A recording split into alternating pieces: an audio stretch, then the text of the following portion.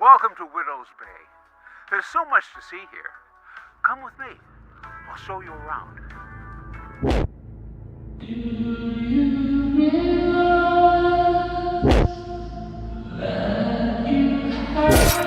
There is something about these seafaring towns of superstitions, their tall tales.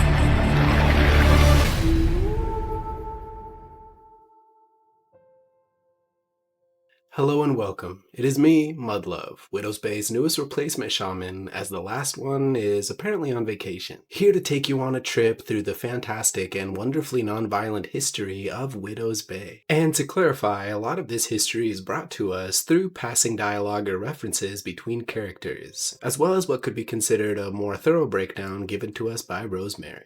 And while there still definitely could be some mistakes in regards to the history broken down in this video, rest assured that I'll be updating anything with important facts down below in the comment section. I also won't be going through every single date of all of Richard Warren's descendants, but I will be covering the dates that seem to coincide with some of the island's more major events, or just using their dates to illustrate where we're at in the timeline specifically. With that being said, let's go ahead and get into it. The timeline of Widow's Bay actually begins before the founder, Richard Warren himself, even arrives. See, we have an island located about 42 nautical miles away from the colonial New England, seemingly uninhabited upon Richard Warren's arrival, though there is reason to suggest that Richard Warren's settlers weren't the first to make it to the island. But to understand that, we're going to have to break down more of the paranormal activity that makes Widow's Bay as interesting as it is. See, there's a lot of paranormal and power things across this island, things that either go down in history as superstition or folktale, or become part of the island's strange background in certain newspaper clippings we can see. And with the context provided so far as of season 1, amongst these strange things was a powerful entity that was strong enough to actually put a halt to a majority of the nightmares, if a lot of these nightmares weren't actually just being caused by this entity to begin with. That being said, this entity is no kindly godly figure by any means, as it seems to consume every part of a human until there's nothing left but teeth. However, this entity is fallible in the sense that it tends to grow hungry over time. And while we don't know if it could truly ever starve to death, we do know that it keeps growing hungrier and hungrier. It's strongly suggested through context clues that this entity had consumed an entire settlement of people before the Widow's Bay Islanders officially arrived, those that were part of Richard Warren's voyage. But in regards to the official history of Widow's Bay, that all began with Richard Warren's official settlement. See, Richard Warren, born in 1648, had married a woman named Sybil. They had 2 boys in William and Ferdinand, all of whom were aboard a voyage to settle on new land,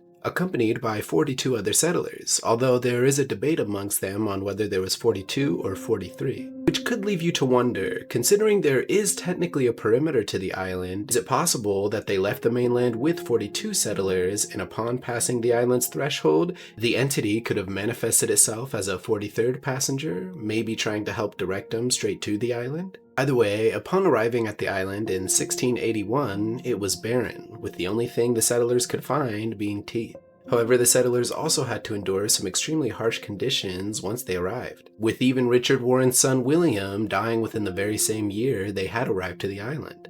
These settlers had faced a severe storm, a winter storm that got so bad it resulted in them being forced to commit things like cannibalism. However, this storm isn't to be confused with another storm in Widow's Bay history, that known as the Deadly Storm of 1786, which we'll get into later. It's during this time that the settlers were struggling to get established that Richard Warren had wandered off and ingested an island-specific group of mushrooms, known in the modern day as Chusite, and allowing Richard Warren to make a direct pact with this entity. While from Richard Warren's perspective, this pact was needed for the survival of the rest of the settlers, this also could be seen as the entity's way of ensuring he had a long-lasting food source. And with this pact, it officially began the cycle where every time an earthquake strikes and strange events start to occur on the island, they can stop the nightmares by simply providing a sacrifice. This likely being what the chair in front of the cellar doors beneath the salty whale is for. It originally being a cave system that connected to Richard Warren's basement. This pact resulted in Richard Warren essentially becoming immortal and being able to withstand physical damage, as well as ensuring that anyone born on the island is unable to leave past a certain perimeter. Folk nowadays referring to it as the island's curse. Either way, with people who are born on the island being incapable of leaving, this is likely a way the entity ensured that nobody would take its blessings and just leave off and live a good life with them.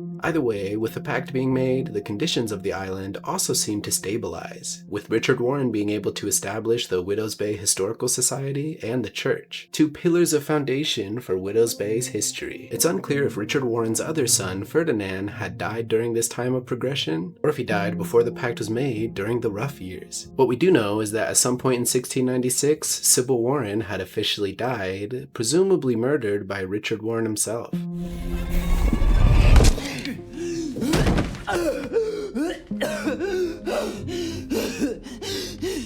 He killed my mother, leaving Richard Warren with several kids to raise all alone. Several years later, in 1702, the cycle officially returns with the island's first and ever only recorded plague within its history. A plague that resulted in the afflicted going mad, bleeding from all their orifices before attempting to kill whoever they could find. It's during this time that Richard Warren sets up a marriage with a woman on the mainland named Sarah Westcott. The marriage doesn't go too well, nor last too long, and she ends up taking the Warren kids off of the island, while Richard Warren himself is betrayed by the rest of the settlers. This resulting in Richard Warren being buried alive, and his kids getting sailed to their death when they reach the border of the island. However, despite most of the Warren kids dying in Sarah Westcott's boat, Francis Warren was able to survive, washing ashore and being found by a man named Barnabas Fisher, who essentially hid her real heritage or just simply didn't know about it. Either way, he pretty much grooms her until she's of marrying age and proceeds to continue the Warren family bloodline in its first major off-branch known as the Fishers. And just a reminder, I'm not going to name all the dates of every single descendant here, but it is important for the timeline. It all starts with Jonathan Fisher, born in 1709, who went out to marry Margaret Fisher. They went on to have several kids, two who die young in Aaron and Elijah, and a few others who did survive and had some pretty impactful stories for the island's history, like Joseph the Faithful, who was born in 1726, or Sophia the Heretic, born in 1727, or even Tabitha Fisher, the only Fisher with her fate being left as a mystery. There was also another descendant in Amos whose bloodline didn't actually go anywhere, so we won't talk about him. Either way, Sophia the Heretic had married a man named Byron Fairclough, and interestingly enough, this family story was responsible for the creation of the inaugural swim, Rosemary alluding to the fact that most of them died at sea. And if we look at their death dates, we can actually see a majority of them had died during 1783. This not only being the same year that Sophia the Heretic died, but was also the year that the town had faced a severe storm similar to what we saw in episode 9. Read the accounts of the storm of 1783. Started with big, ugly storm clouds just like that. The storm roared in like the Great Flood. The storm brought waterspouts and tornadoes. Men were ripped up into the black sky. Babies torn from their mothers. However, some of Richard Warren's descendants did survive this whole incident through Sophia's brother, Joseph the Faithful. He went off to marry and have 3 kids, 2 of whom decided to get together and their bloodline ended with their kids, and 1 of whom had married a man named Levi Braddock. So the Warrens' bloodline does continue through the Braddocks, and they have 4 kids: Abigail, Jeremiah, and Medora, apparently all of whom's lineage are tickets to nowhere. Which leaves us with the Braddocks' 4th child in Grace Braddock, who married a man named Abraham Fitzgerald, and they ended up having 2 kids, officially beginning the Fitzgerald branch of the Warren family tree. The 2 Fitzgerald kids actually had quite a bit of experience considering they both survived the deadly storm of 1786. This is the storm we see the newspaper clipping of, claiming that eventually they all concealed themselves in the church for 4 days before resulting to cannibalism. This presumably being the second time in Widows Bay's history. And another fun fact, these newspaper clippings' title letters actually spell out both SOS and Damn Us. Either way, it's with this major storm, or the previous one where people were getting sucked into the sky, that we can assume the church had officially established protocols in case of the island's strange events going down. Though these protocols were never really consistent, especially considered the island would face another event in 1810 with the SS Mary leaving Widow's Bay and likely trying to turn around due to the island's curse going off. That, or it was an entirely different ship that wasn't originally from Widow's Bay and I'm just misinterpreting. Either way, on their way back to the island, the mayor sabotages the lighthouse and causes the entire SS Mary to crash and go missing. It's assumed it's because the mayor actually coveted the captain's bride. Either way, back to the Fitzgerald kids. At some point, the ungrateful Hortense was staying at the inn when she attempted to flee her wedding and died after falling several stories from the top window. However, her sister, Anne Fitzgerald, was able to continue the bloodline by marrying a man named Hezekiah Collington. They have a kid named Clarence Collington who married Hit, and they had a few kids of their own. But we only hear about one of their kids, that being Mabel, who married a man named Luther Sullivan. This officially starting the Sullivan branch of the Richard Warren bloodline. Either way, Mabel and Luther have kids, one of whom was named Lewis and died young, and another named Audrey, who did end up having a family with a man named Howard Thompson, only the entire family bloodline died due to a murder mystery that folks seem to think Howard was responsible for. It was the husband. It's with Mabel's third kid and Henry Sullivan that he marries a woman named Nettle. Then we have the 1846 incident known as the Fog That Stole Souls. Henry and Nettle Sullivan actually survived this event and they also have a couple of kids. But we only really hear about Ida, who married Frederick Long, and they ended up having a kid named Clarabelle in 1868. And 62 years after it originally disappeared in 1810, the SS Mary is spotted once again in 1872, officially starting the superstition involving the revenants of ghostly past. Either way, Clarabelle lives on to marry and ends up having a kid named Edward Livingston, this officially starting the Livingston branch of the Warren family bloodline. Edward Livingston had ended up marrying a woman named Cora. They had two boys, one named Grant, who tried to build a submarine with fatal consequences. Mayhaps he was trying to film his very own iron lung and it just didn't work out. And another named Charles Livingston, born in 1904, who ended up marrying a woman named Florence. They both had a child in Ruth Livingston, who, as far as the rest of the town knows, is the final descendant of the Richard Warren bloodline. Though, as we see by the time season 1 is officially over, that Ruth actually had a child in Laura.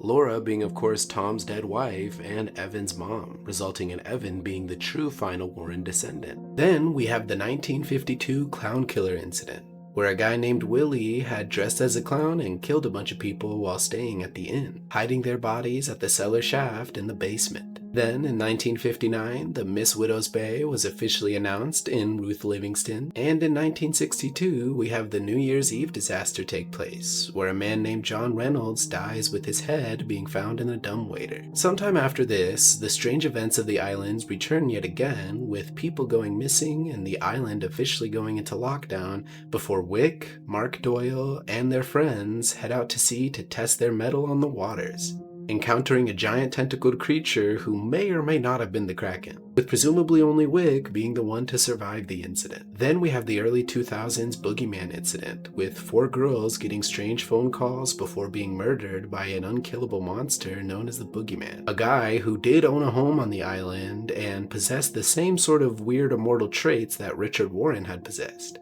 The police department at the time having no other choice but to bury him beneath some cement, which finally of course leads us to the modern events of Widow's Bay altogether in season 1. One thing I really like about this timeline is it could be just taken as a joke, with a lot of these names, characters, and references being left in the Eververse for interpretation, or it could be considered as narrative plot points to explore going further down the line. We could learn more about Widow's Bay's several deadly storms, or the weird swimming incident that killed an entire family, or the murder mystery that killed an entire other family. We could learn who the Boogeyman was, how he got those powers, or how he even escaped in the first place. as I have a lot of theories, especially in regards to the island's history of witches in its previous coven that was both cold and burned. But if you want to hear more about my thoughts on that, you can watch my witches video, or stay tuned for when I drop my season 2 predictions video. Otherwise, if you guys enjoyed the video, it'd mean a lot if you could support by liking, commenting, providing any feedback or corrections if I happen to mess anything up. It's been a really fun time covering Widow's Bay, and I'm really excited to see what season 2 brings when it eventually comes around. Hopefully sooner rather than later. Either way, stay safe out there, and just remember that not even Martha's Vineyard has a history as complex as this one. I was talking to the guy on the ferry, and he said something odd. What was that? He said bad things happen here. This town has its secrets, but there's something rotten here. The only thing that's going to get people killed here is the lack of infrastructure. Well, that's because the island has lain dormant, but she's waking up. And that's when bad things happen. You think the fog out there is natural? No, it ain't natural. It's a haunt. I was tricked by a devil and betrayed by my lessers. We couldn't even find vermin to sate our hunger. Some ate the corpses, others gorged on dirt. I was contemplating how to end my own life with my own hand when I saw it. But I was starving, and it was starving too. Covenant was offered for my settlement's salvation, and I signed that pact with my own blood. What was it you saw? A demon? The island itself? You can't let people stay here. That's the end. The end is not right. I thanked God, but something else came to me. Fulfill the pact, and the flames will stop.